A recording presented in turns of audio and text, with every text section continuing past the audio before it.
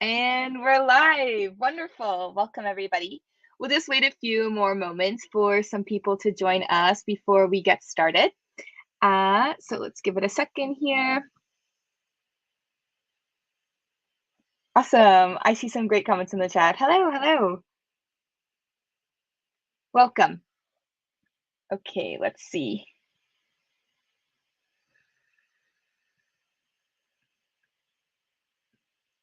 Okay. I'm going to connect to our YouTube chat here so I can see all your comments. Give me one second.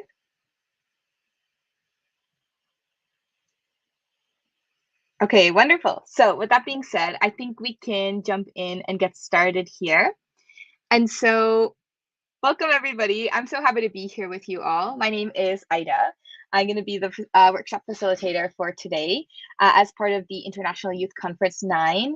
And so today we're going to be exploring how empathy, storytelling, and inclusive education intersect to empower youth and contribute to global solutions. And so before we dive in, I encourage you folks to take part in our quick icebreaker. If you can't comment in the chat, that's also okay.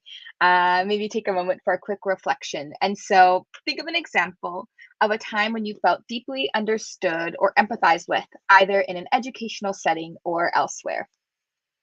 And so I'll give you a moment to kind of think about it, and feel free to pop it in the chat again. Welcome from Ethiopia. We have some people here. Fantastic. And so, yes, think about a time that you felt deeply understood or empathized with, either in an educational setting or elsewhere. We'll give everyone a few more moments to share.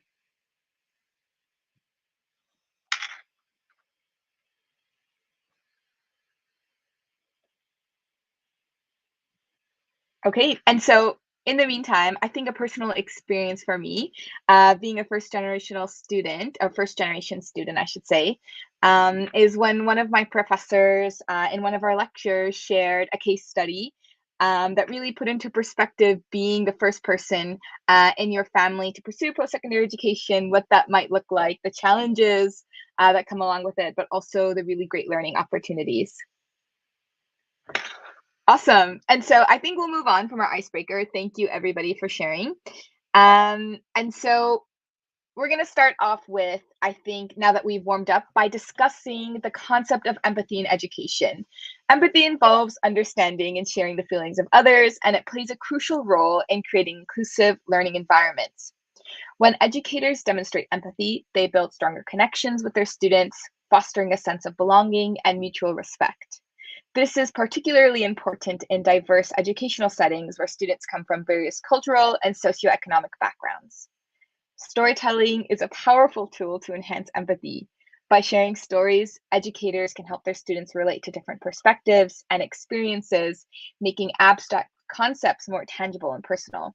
And you also see here, it's an opportunity to build emotional connections, enhance learning environments, and promote social and emotional learning, whether it's amongst students, amongst faculty, amongst peers, even in your own everyday life, amongst your friends and the people you spend time with. And so these moments really highlight the profound impact empathy can have on education. And so we'll move on to the next slide here, which is the power of storytelling in education. And so by framing lessons within a narrative, educators can capture students' imaginations and foster a deeper understanding of the material. For example, instead of just teaching the principles of physics, a teacher might tell a story of a famous scientist's journey of discovery, including the challenges they faced and the impact of their work. This approach not only makes the content more interesting, but also helps students see the relevance of science in real life. Storytelling can also empower youth by giving them a voice and a platform to share their own experiences and ideas. It encourages active participation and fosters a sense of ownership over their learning. And so if we take a look at how it might enhance engagement and retention, storytelling makes information more relatable and memorable by connecting with emotions and personal experiences. This leads to a better understanding and retention of complex concepts. It also helps to foster ownership and understanding for learning. Through stories, listeners can experience different perspectives and situations, fostering empathy and a deeper understanding of diverse cultures, backgrounds, and viewpoints. Storytelling allows students to connect personally with the content, making it more meaningful and relevant to their lives. When students see themselves reflected in the stories, they are more likely to feel ownership over their learning. Engaging in storytelling requires active participation from students. By creating and sharing their own stories, students take an active role in constructing their own learning experiences. Storytelling can also empower students by giving them a voice in the classroom. When students are able to share their own stories and perspectives, they feel valued and empowered. And storytelling often involves collaboration with peers. When students work together to create and share stories, they develop a sense of ownership, not only over their own learning, but also over the learning of their peers, creating a collaborative and inclusive learning environment. And if we take a look at how storytelling might encourage critical thinking and community, stories often present challenges and dilemmas, encouraging listeners to think critically, explore solutions, and engage in creative problem solving. When we think critically about problems, we're able to ideate solutions that reflect the humanity in the issues and community forward thinking of how we can best serve others, be more impactful, equitable, etc. And as we prepare ourselves, our peers, our students to lead the change that makes the world a better place. And so, with that being said, we're going to move on to the next slide here, which is just a brief example of some of my own personal experiences. I was very fortunate enough to be able to conduct research in Peru in February of 2020. And so, part of my research, as part of a research group at the University of Toronto, we were then able to turn our research into curriculum that's being taught in the 200 level biology courses for health and physiology and anatomy courses. And so, here's just a brief screenshot of some of the case study content that we're using in the anatomy and physiology classes. So, this is one of an example of us teaching students about the neuroendocrine system through storytelling using a case study about the effects of maternal mental health on embryonic development. So we have some learning outcomes there, as well as a brief snippet of what the case study looks like, its introduction. And so this was a really great, I think, and valuable learning opportunity for me. And it was really a fantastic experience to learn from other people in their communities and be there with them and have them share their lived experiences. And so, with that being said, let's take a look at some masters of narratives. I think it's really cool that we have so many examples and we're so connected throughout the world from people via social media, whether it be Instagram or Facebook or YouTube or live stream platforms such as this one, where we're able to connect with people all around the world with a click of a button. And so you folks might be familiar with TED Ed or the TED Talk videos. I'm personally a huge fan and I watch them quite often. And so they're really a great way to share information in a way that's engaging, but also each video has a personal touch, whether it's through animation style, narration, or choice of words. It's really fantastic to see how the formats can be quite structured and similar based on the TED way of learning or pedagogy, but through each person who's sharing their story, there's a unique touch that really allows you connect with each story in your own unique way, which is fantastic. And I see some comments coming into the chat here. As a teacher, I have good experiences incorporating storytelling strategies into my practice. That's fantastic. Has anyone, please feel free to pop in the chat if you've ever watched a TED Ed or a TED Talk video, or if you have a favorite or any form of media or online platform you like to use when you're chatting with students or sharing stories. I'd love to hear it and get some recommendations. So feel free to pop it in the chat in the meantime. And so if we move on to our second sort of masters of narratives, maybe you folks might listen to some podcast or listen to radio or whatever the case may be. These are some really great platforms as well to get information, to hear people's different perspectives in a unique way. And so Radio Ucamara is a local radio station in Peru that shares local artists, music, indigenous perspectives, local news, etc. And they are fantastic, and I highly recommend checking them out. And then you also have an example of a Podcast Radio Lab. They explore scientific and philosophical topics through storytelling.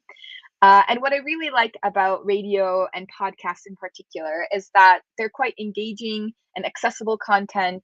There's also so many unique ways in terms of this form of media for diverse storytelling styles and topics. And I like to think of it kind of as passive productivity, at least for myself, and I can imagine for all of you as well. Life is very busy, and a lot of times we're working on so many things at once. We want to help out. You have life outside of work, outside of maybe school, and all those interesting things. And so I really love listening to podcasts and radio because it allows me to be passively productive, and I can listen to something and do something else and multitask in that way. So highly recommend checking some podcasts out. And again, if you have any recommendations for podcasts that you really enjoy or radio station, pop them in the chat. I'd love to hear about it. And so we'll move on to the next slide here. Masters of Narratives, Chris Hadfield. I don't know if any of you are familiar with Chris Hadfield. I'm a huge fan. I'm also a proud fellow Canadian. Chris Hadfield's a Canadian. He's an astronaut and engineer and a pilot. And you folks might be familiar. Maybe you've seen his videos playing guitar, singing along to David Bowie, or sharing videos about how maybe gravity influences the way you enjoy your meals in space and all those really interesting things. And so I think Chris Hadfield's a fantastic example of how the use of social media and storytelling while aboard the International Space Station really brings space exploration to a global audience in an unprecedented way. It was a really unique way to engage the people that watched his videos, to understand these really sort of complex and foreign ideas and concepts to the public. Because how many of us would have the opportunity to float up in the ISS and juggle some tomatoes or play guitar and do all those sorts of great things? So I think he's a fantastic example. And if we take a look at some more key figures, these are some of my favorites. We have Jane Goodall. I think her picture is going to be loading up soon, but I'm sure you all recognize her just by her name, who's a primatologist, ethologist, and anthropologist. You might be familiar with Adam Savage, who's a special effects designer, actor, educator. We have Mae Jemison, who's an engineer, physician, and former NASA astronaut. We also have Bill Nye, mechanical engineer, science educator, and television presenter. I'm a huge fan of Bill Nye as well. Many of you may have grown up in school watching Bill Nye, all his old tapes and things like that, which are fantastic, and really sparked an interest in myself for STEM and STEM education and communication. So some great figures. And then we have even more outside of STEM. That's my area of specialty, but I think there's so many fantastic communicators out there that disseminate information in so many different ways. And so you might see some familiar names here as well, whether it's Hayao Miyazaki, who's the director of Studio Ghibli. He's an animator and filmmaker. We have Shonda Rhimes, who's a television writer and producer. She produced and I believe wrote the entire show for Grey's Anatomy. We have David Attenborough, the famous broadcaster and natural historian. Frida Kahlo, who's a painter and an activist, and communicated through her works of art and shared stories and lived experiences that way. We also have Margaret Atwood, who's another Canadian, who's a novelist and poet. Malcolm Gladwell, who's a journalist and author. William Shakespeare. Most of us are probably quite familiar with his works that have lasted throughout time and address many different topics. And also Chinua Achebe, who's one of my favorite authors, who's a novelist and poet. And so we have many more. The list goes on and on, as you can imagine, of influential and fantastic figures that are masters of narratives and storytelling in their areas of expertise. And I think the really unique thing is that they're all able to use stories and communication as a way to relay complex problems, social issues, or themes in a way that really evokes emotion and critical thinking in their audience. However, most importantly, I think they're really able to make use of grabbing their audience's attention and kind of forcing you to reflect on the words that they share or the themes that they address, which really is crucial for learning and challenging our biases and ethnocentrism. And so I really admire these figures, and I think we have a lot to learn from these really fantastic communicators, no matter which field you're in, no matter if you're a teacher, if you're a student, if you're just interested in learning for yourself. So yeah, I really admire these people, and I think we have a lot to learn. And I see a great comment here. I think even science books, especially physics books, would be more interesting if we have our chapters in a storytelling manner with more visuals. I'm a PCMB student. Yeah, I totally agree, Sia, and I think that's a great point. Um, Not only the concepts, but having real life examples, maybe to help us better understand how we can apply these scientific concepts to everyday life, what that would look like for us. And I think that's so important, especially as we prepare students and prepare ourselves for life outside of the classroom and tackling real world problems. As important as testing is and making sure that students grasp the concepts, it's really important that we also encourage them and provide them the opportunity to understand how to apply these concepts because everyday life is so different and challenging, and every challenge presents a new learning opportunity. And so I totally agree. I think that's a great point. And so, with that being said, now let's discuss some practical strategies for incorporating storytelling into curriculum and pedagogy. And so, here are a few tips that I like to think about or reflect on as we're kind of drafting curriculum, or even for myself as I'm studying or learning something new. So, the first one is to identify key themes. Choose themes that resonate with your students and relate to the content that you're teaching. These could be personal challenges, historical events, or cultural traditions, etc. It's also really helpful to use real life examples. Share stories from real life that illustrate key concepts. This makes material much more relatable and engaging for students. Also, encourage student participation. Invite students to share their own stories and experiences related to the topic. This really fosters a sense of community and mutual respect. Also, explore and integrate multimedia. Use videos and podcasts and other multimedia tools to bring stories to life. This can make the content much more dynamic and engaging and really give students an opportunity to explore external resources that they might have not been exposed to before. Also, create a narrative structure. Frame your lessons as stories with a beginning, a middle, and an end. This really helps students to follow the material and understand its relevance. Yeah, and I see some really great comments here. Shakespeare's work was unique at its time, especially with the addition of supernatural aspects such as ghosts and Hamlet. I totally agree. I think, Mohammed, you share a really great example of how these sorts of stories, even if they don't necessarily address something in the academic space or use comedy or humor or drama to kind of amplify these characters and draw people in, they really also address some of these key issues, which is fantastic. So I think that's a great point. Thanks for bringing that up.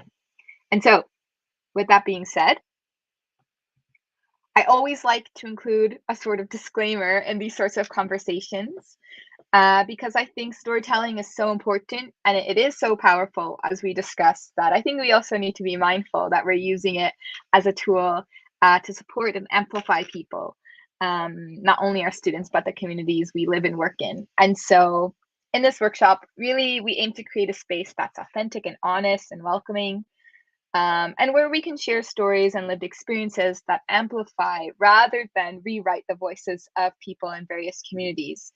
I think it's so important to approach storytelling with sensitivity and respect, recognizing the power and privilege inherent in sharing narratives. And so, with that being said, I think it's important and that we do our best to invite people to share rather than speaking on their behalf. And with that being said, also, I think it's so crucial to have mindfulness in this sort of current disinfodemic that I like to call it, that we're experiencing around the world.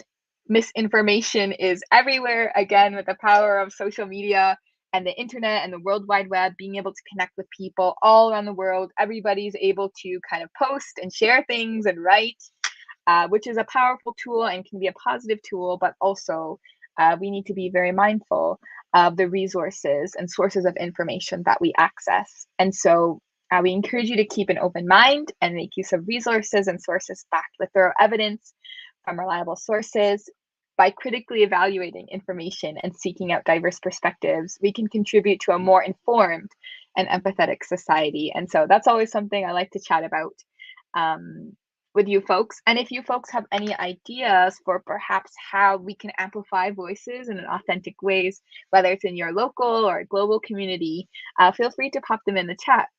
or how maybe a tactic or a way that you like to make sure that the information you receive or that you consume is reliable. If you have any favorite sources that you like to refer to, please pop them in the chat. We'd love to check them out, and I think it'll be very valuable for some of our attendees here as well to see some different sources that are out there. And so we're going to have a brief activity. So I hope you folks get your typing fingers ready to pop in the chat here. And so I think it'd be really important and a really great opportunity for us to put these sort of ideas into practice with an interactive activity. And so we're going to brainstorm a story-based lesson together. And so I'd like you folks to think about a topic that you're passionate about, and you can share your ideas for incorporating storytelling into a sample lesson into the chat. So, for example, if you teach health sciences, you might tell the story of a patient's lifestyle and how it impacts their overall health and well-being to help your students better understand these sort of thing. And so I'll give you folks a few moments, and feel free in the meantime to pop into the chat some topics you're passionate about, and maybe some ideas of how we can incorporate storytelling to encourage empathy for these sorts of topics. And so I'll give you folks a few moments to pop any ideas you have into the chat.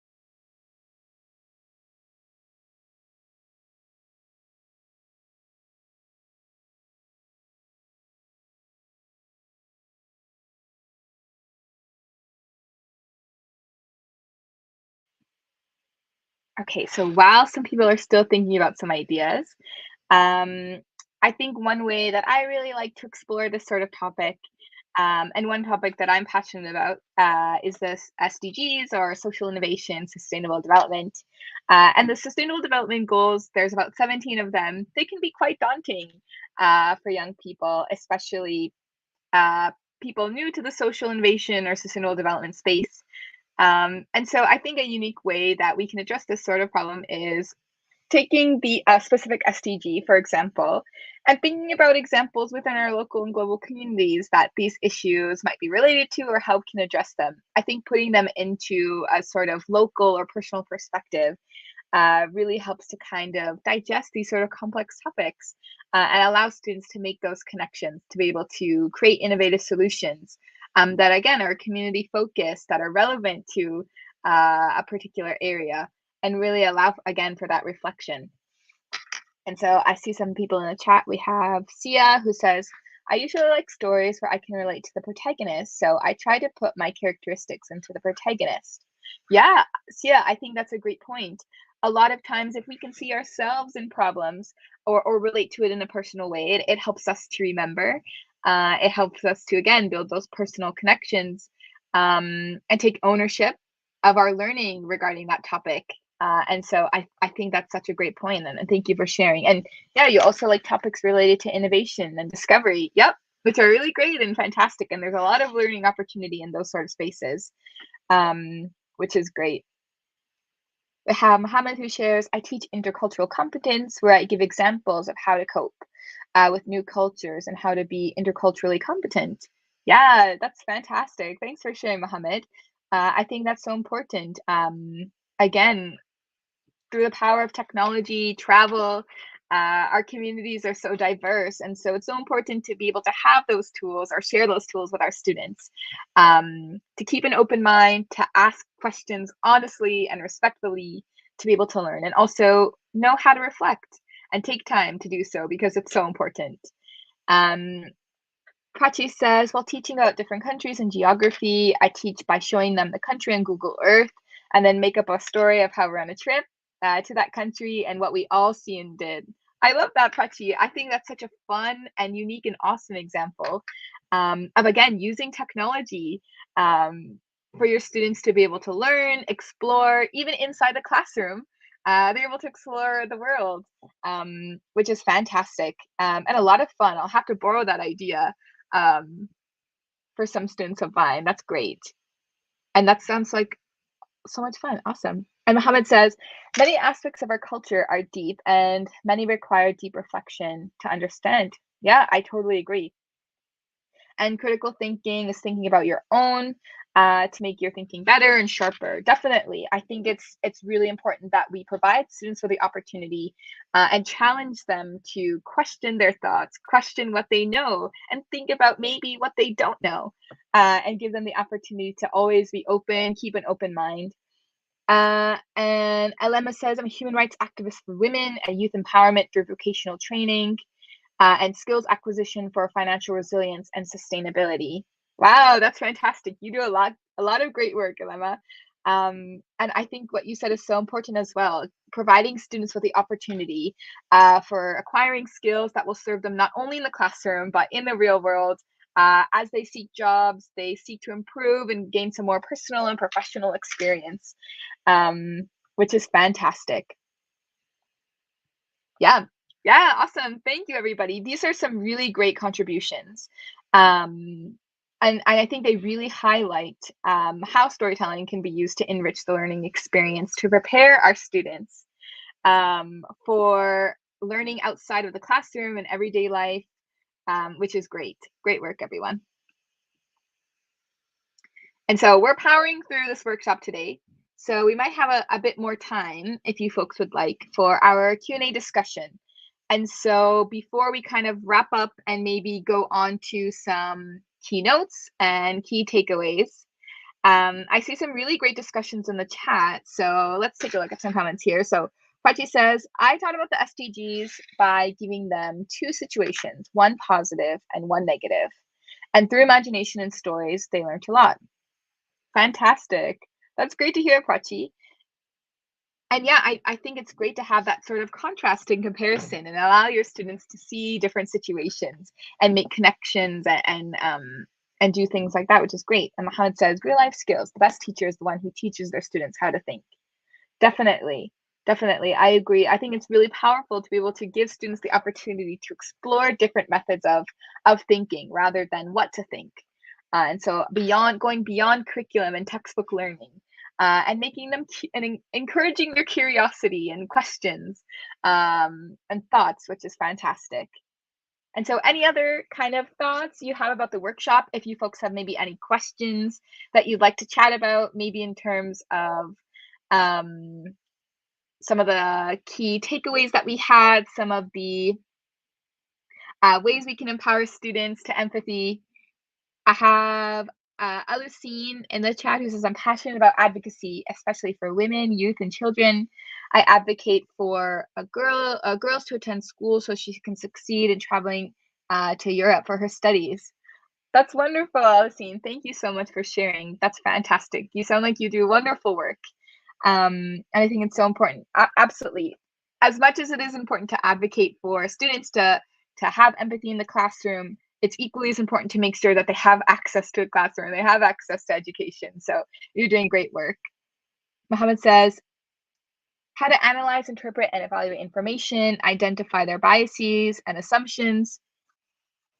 Definitely, I agree. I think these are some really great points to reflect on. How can we encourage our students to analyze, interpret, and evaluate information? What are some key ways that we can empower them to do so? And I think it really is being open and creating a safe space to welcome questions. Students are curious.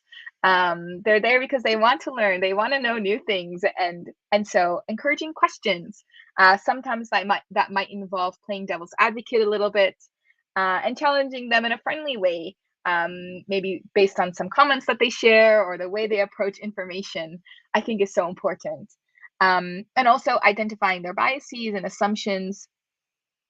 Definitely. I think it's probably easier said than done, of course, but providing multiple sources of information to allow students to see different forms of or platforms, I should say, of where information can be presented, how it's presented. Also hearing multiple sides of a story which I think are fantastic and is really valuable. And sorry, the chat's moving here.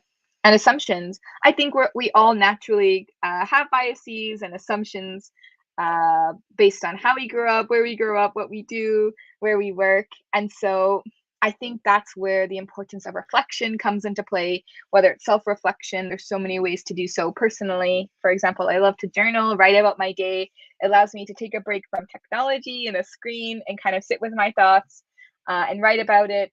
And I am able to then look back at it and have a record and see my personal growth or my way of thinking over a span of a few weeks or months. But also encouraging group, I think, reflection via discussion, whether it's like coffee chats. Maybe you set up your students each week to have a coffee chat with one another, to chat about what they're learning about, even just everyday life, personal things. You're able to learn so much about each other just through a simple conversation. I really believe that there is no gap that dialogue can't bridge. And so having those sorts of conversations is a great form of learning. And so someone shares in the comments, our instructors should teach us how to think. Yeah, I definitely think that's a great point. I think it's so valuable, again, to provide students with a space to explore different ways of learning, approaches to learning. Everybody has perhaps a preferred way to learn information or disseminate information. And so giving students that safe space and encouraging them to explore different methods is so valuable.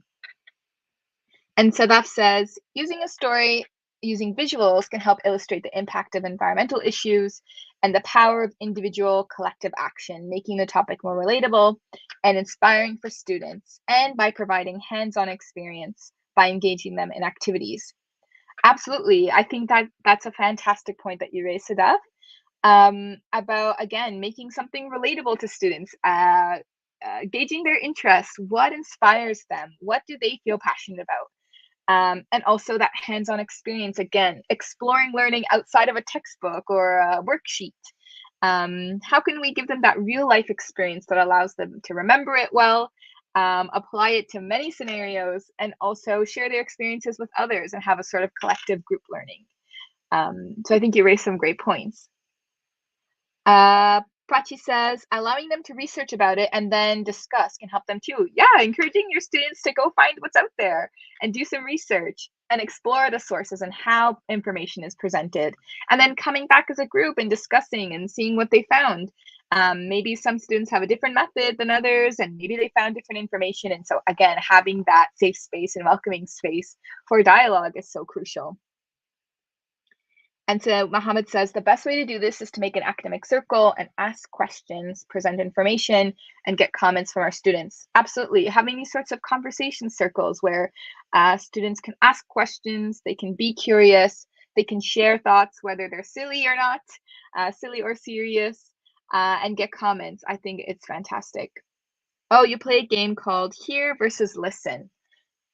Fantastic. And again, I think that's such a crucial point.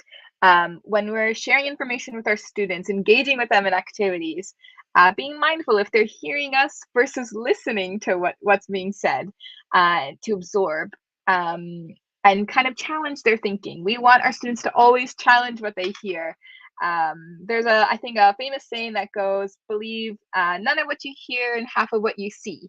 So having students being curious, thinking critically, to be able to challenge any misinformation that they might come across, to be able to be mindful and make informed and informed decisions. And so we have some comments that agree with what's being said in the chat. Such a teaching method is very helpful. And the golden quote is, we should listen to understand, not to reply. Absolutely.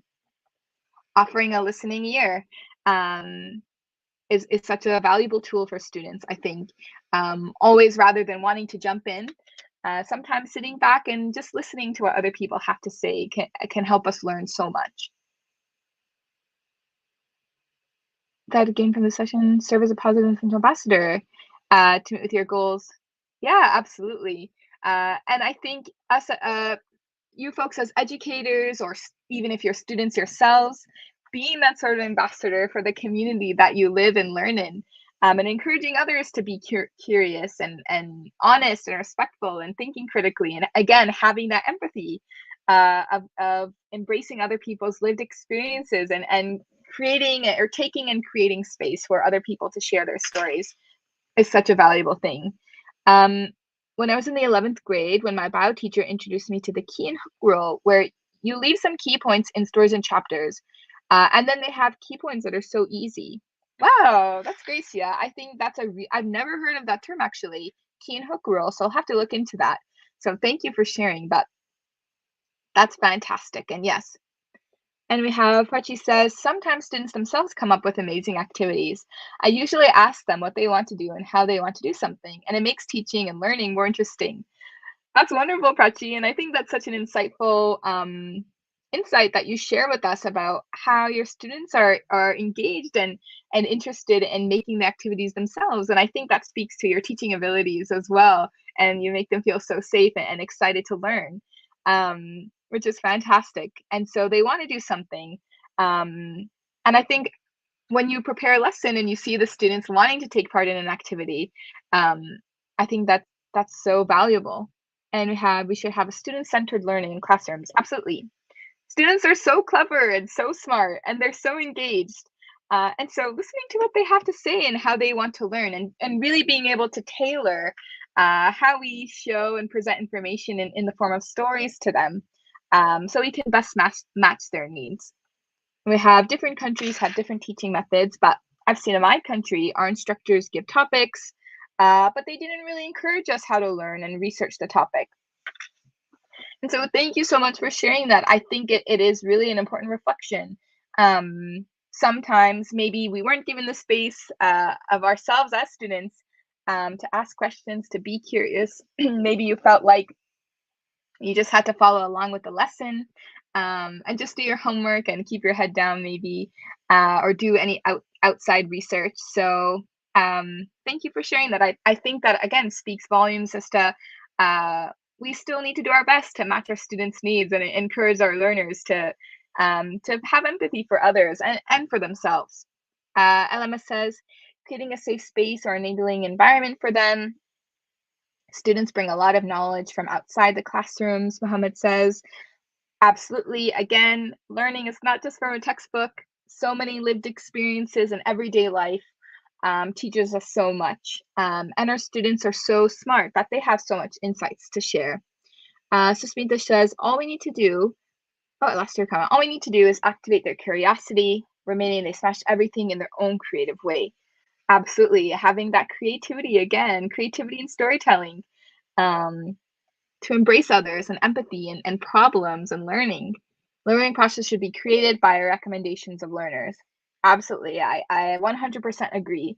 To be able to best match their needs. And then it says providing psychosocial and economic supports to them, engaging them in peer-to-peer group activities, and letting them share and learn from one another. Absolutely, I totally agree, and I think that's a great example of how students they encourage and support each other, and they know each other best. I think they are able to form such great emotional and social connections that they're really able to match each other's needs.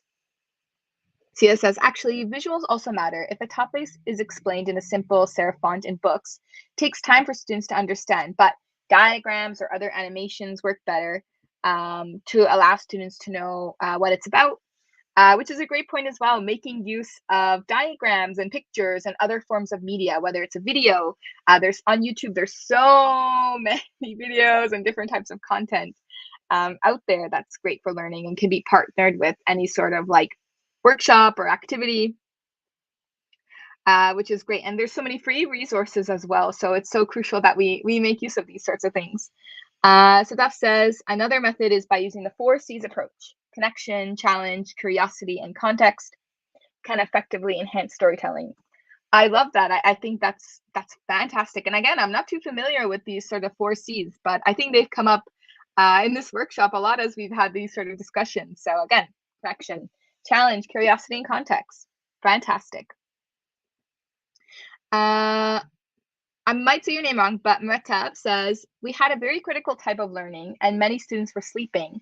But when the teacher used storytelling and materials for teaching, everyone was active. This was when I was in high school. Yeah, absolutely. especially those teenagers. Maybe if you're in high school, life gets so busy and you're sleepy, and you have a lot of other things going on in life, and sometimes reading off a slide, you cannot be bothered. I know myself in high school, I was the same way, having to listen to a lecture. But absolutely, when your teacher engages you and is interested in what you're interested in, and meeting you at the same level of your lived experiences, I think it's a great way to make sure your students are actively learning. So Smita says, also, we need to make sure that no answers or none of their attempts are wrong. I totally agree. I think this is a fantastic point where we really encourage students to embrace failure, or rather forward. If they make a so-called mistake or perhaps don't get the answer correctly, um, it's not necessarily wrong. It's just that they're still learning, and it's a sign that they have a lot more opportunities to improve and gain knowledge. And so we can really spin it, I think, in a positive way to encourage students to remain curious.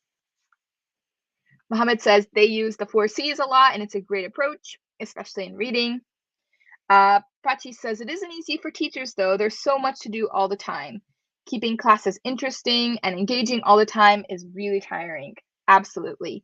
I'm not a teacher myself, but I hear you.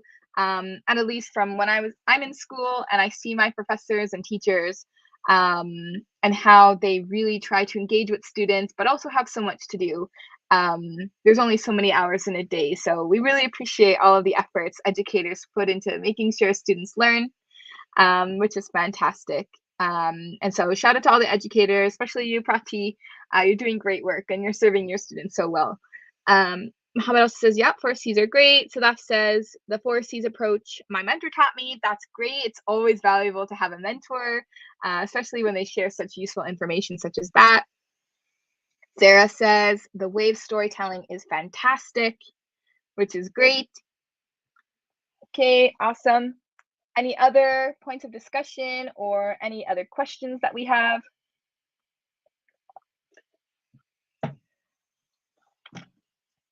We'll give it a few more minutes and then we can move on if there's no other questions for today.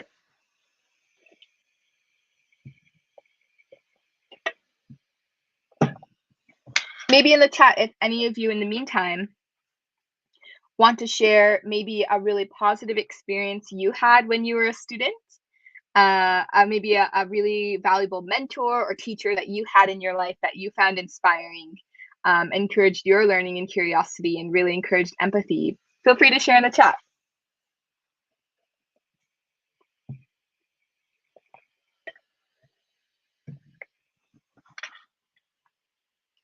We'll give it a few more moments as people are typing.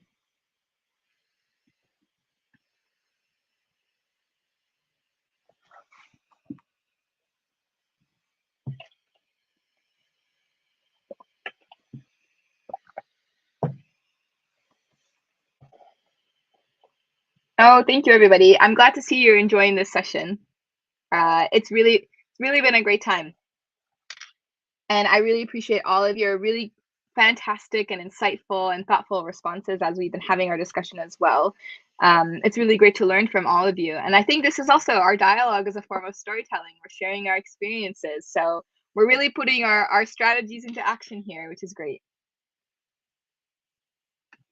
And so if there aren't any other, oh, fantastic, Susmita, let's see. Confidence plays a vital role for their whole lifetime, and classrooms are very important. Letting students boost their confidence by assigning them to present or appreciating their effort is important. Absolutely. As educators, or if you're working with students, or if you're a student yourself, encouraging and empowering your peers and your students really boost their confidence. I think curiosity is so important, even as we grow up. Maybe you're no longer in school, you're working, you're doing other things.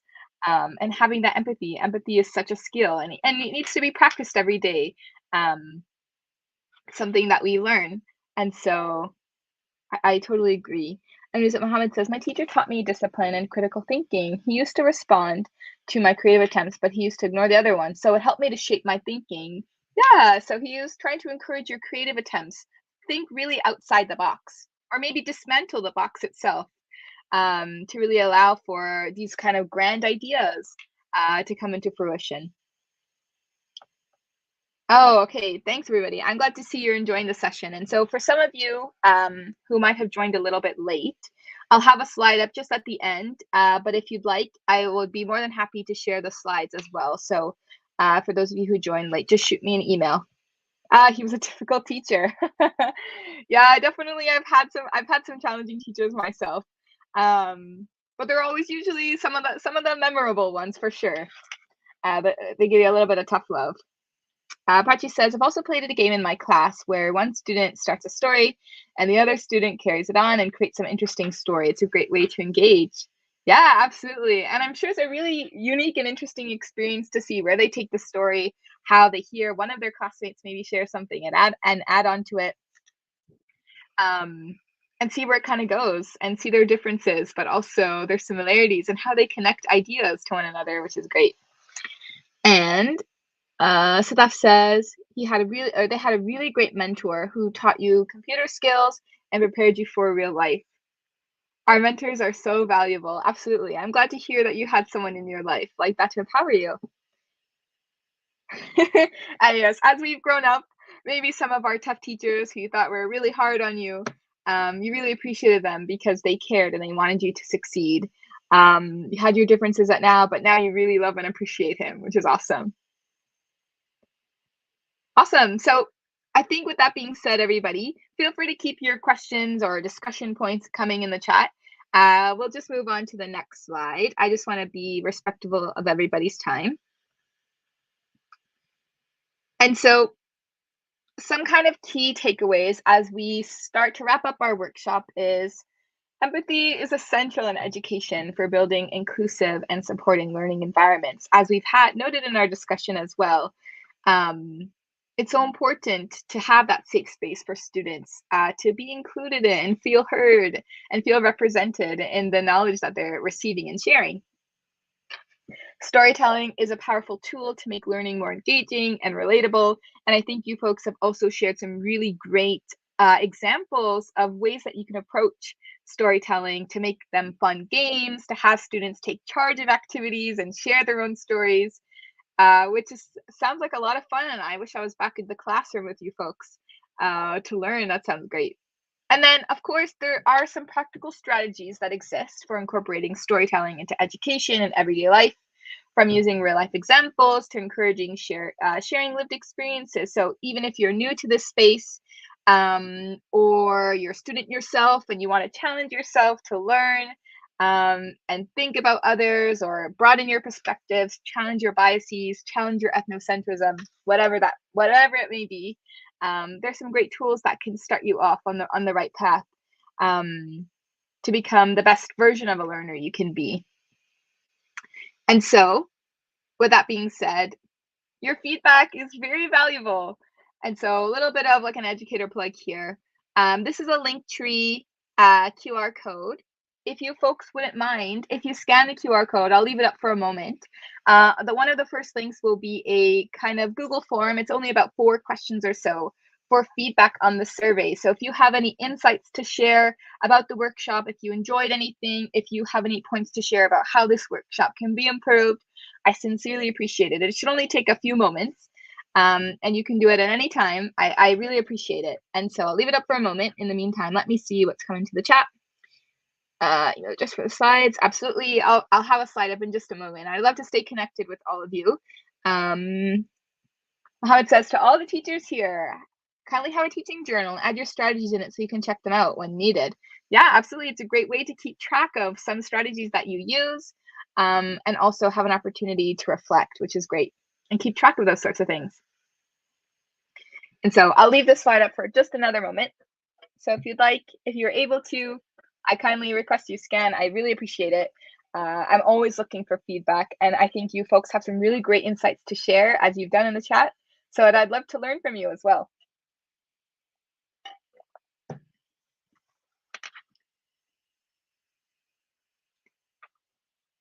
Okay, so I'll give it about 5 more seconds and we'll move on to the next slide, or the final slide.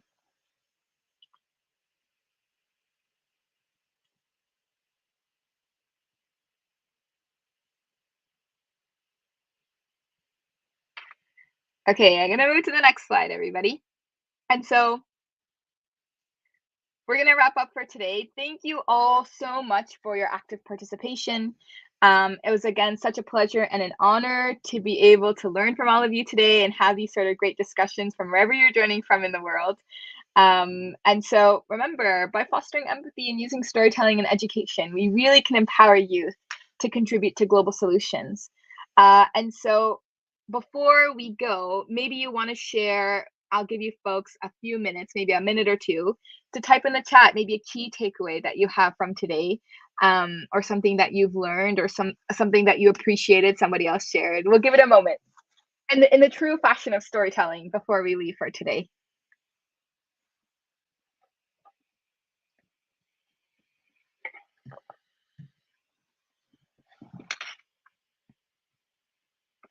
Oh, and it's great to see all your comments, everybody. Fantastic. I'm glad you folks found the session uh, enjoyable. And likewise, I will have to say,